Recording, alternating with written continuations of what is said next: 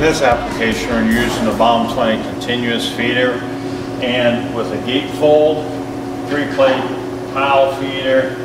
with a stream separator, 8-page section, and our new 6-foot delivery stacker. What we're doing in this application is we're taking a 14 by 18 inch sheet of paper. We are gatefolding it, and then we are taking a 1/2 inch gutter trim out of the center on the first station after the gatefold, taking a 1/4 inch edge trim off of each side, then the stream separator separating the sheet so we could get good separation going into the 8-page where we are chasing them down the 8-page section. And then on the 8-page section we're deflecting through